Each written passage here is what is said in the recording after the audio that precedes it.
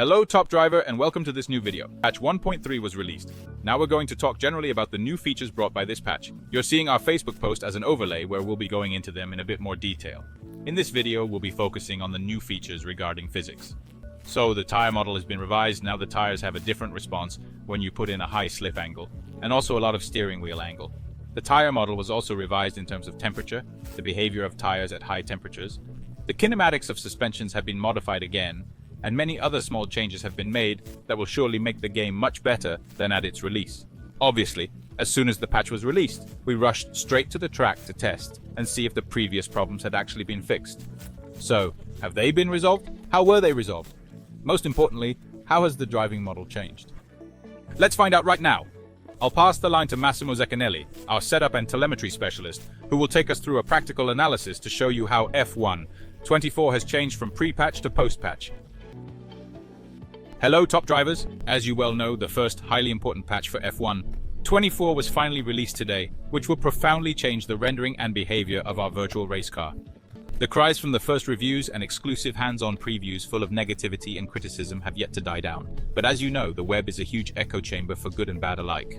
There has been a lot of chatter, too much and often irrelevant chatter, about the physics of the new EA Codemasters title, even though it was rather clear, as we too have maintained, that the developers definitely had to fix their aim and rectify certain glaring mistakes that should never have come to light on the day one launch, least of all for those who have chosen to reward EA Codemasters with the pricey early access. And in this video, with data in hand as is our custom, we will go in depth to analyze those very major issues that had many users frowning, trying to understand if the new direction taken by the developers is the right one, and what we can look forward to for the future of F1.24. Before we start with the test, let's look together at what's changed in practice after the patch 1.3. Full well knowing the negative feedback regarding the excessive grip that the car showed in every situation, and more or less with every wing load variance, the team led by Casey Rangley, senior game designer and head of vehicle handling, sought to overhaul how downforce is managed by the tires. In this exclusive chart we at ADT have put together using real data from the physics engine, we can see how, in relation to vertical loading, x-axis, the lateral load that results from it on turns, y-axis, has been significantly reduced after the initial patch. This has had important repercussions on the tire's ability to handle and ensure the necessary grip, so players will immediately notice that it's impossible to execute some hyper-realistic maneuvers that were possible at launch day. We have also intentionally included data from F1.23 in the graph, the latest highly praised work of David Greco as head of vehicle handling. Though the values are much lower, we have to differentiate. In F1.24, with the introduction of the new kinematics and suspensions, we have much more load displacement in the dynamic phases, and we also have to consider that the center of mass of the car, its center of gravity, is much higher than in Formula 1.23, which is also a key factor in the management of side load. Essentially, a direct comparison is almost impossible to make. In terms of longitudinal grip, however, the one in acceleration, braking and straight line, the developers have decided not to apply any modifications compared to the physics of day one, as we can see through the data of the physics engine, leaving the sensation of excessive grip in the traction phase substantially unchanged. And now, let's move on to our tests.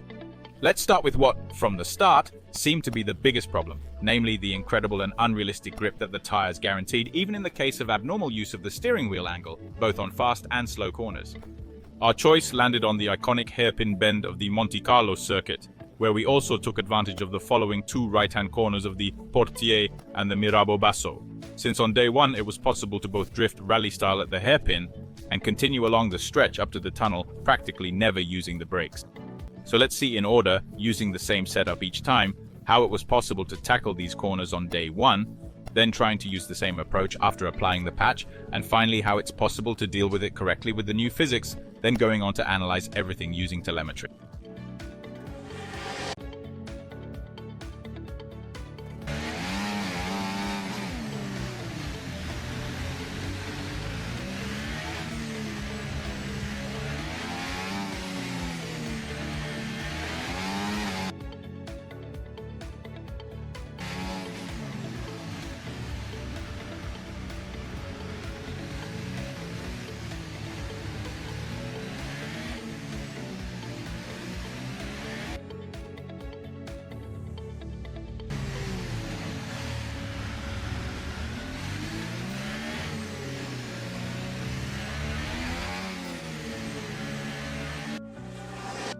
Thanks to telemetry, we can better appreciate the big differences between the two versions. With the colored graphs, we have the data for day 1, whereas the blue ones are for the lap made after the patch. We can see that despite the identical lock at the entrance, it was possible to bring much more steering wheel angle and much more speed in the driven section, without ever going on the brake. Of course, driving so aggressively, the trajectory couldn't be ideal, but the excessive grip you could count on made this detail needless, thus making it the most profitable method nonetheless. In order to correctly tackle this section, especially in race and wear terms, it is now necessary to pay much more attention and to measure the use of the brake and the correct steering wheel angle, losing up to 8/10 compared to day 1. And now we move to Spa to walk the always fascinating Pujon. Below, just like before, are the 3 videos in sequence that we'll then further explore with telemetry.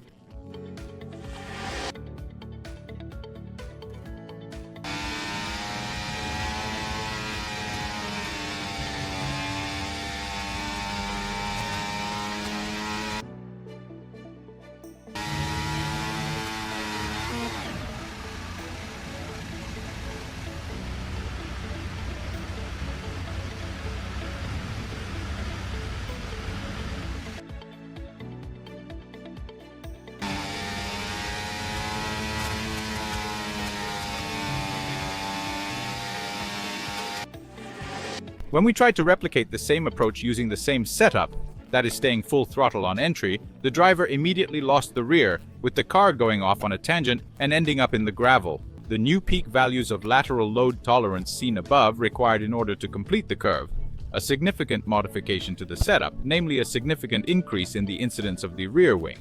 As the graphs show, in fact, the speeds with the same or almost the same steering angle for most of the curve remain in favor of the lap in day 1 mode, where we used a completely unloaded rear wing. Although it was possible to load the wing more to run the section at full throttle, repeating the same exercise in style in the race with worn tires and a heavy car could be a risky choice at least. Let's stay in the old continent, moving to Silverstone, where we will face the terrible but wonderful trinity of T2, Maggots, Beckett's and Chapel, easily ridden on full throttle on day 1 with the right approach and the right setup.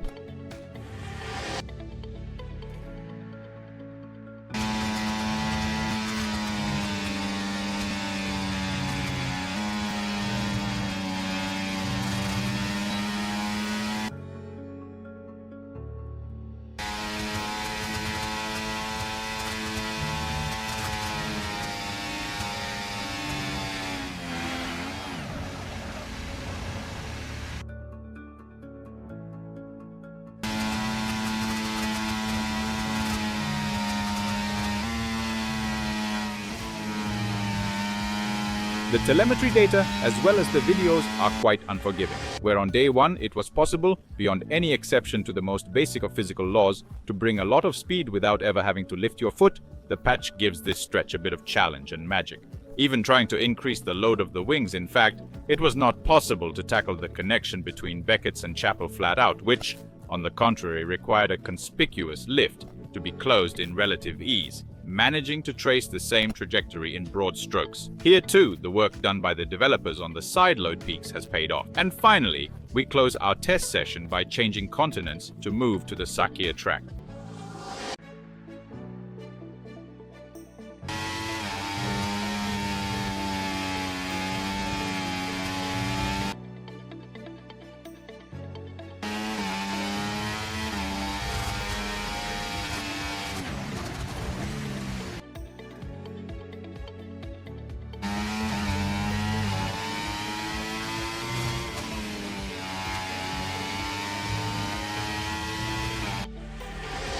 The challenging S in Turn 2 has always been a tough challenge, with maybe the only exception being the Day 1 version, where it was comfortably possible to take this section going flat out with the right precautions.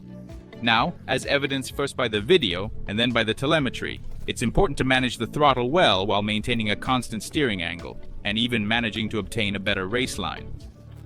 The speeds are clearly much lower, around 35 kilometers per hour, and just like what happened at Silverstone, the revision of the peak downforce in the corners has really hit the mark. As was widely predicted, Our tests confirm the whispers in the corridors, that the developers have openly admitted their error and shown a willingness to make amends and listen to the voices of unhappy users, implementing decisive changes on the engine of F1.24 and doing so very swiftly.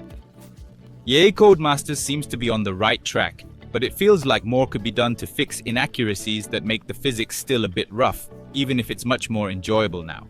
Some borderline behaviors of the car sometimes leave us puzzled. For example, the locking of the front axle leading to a bizarre loss of the rear.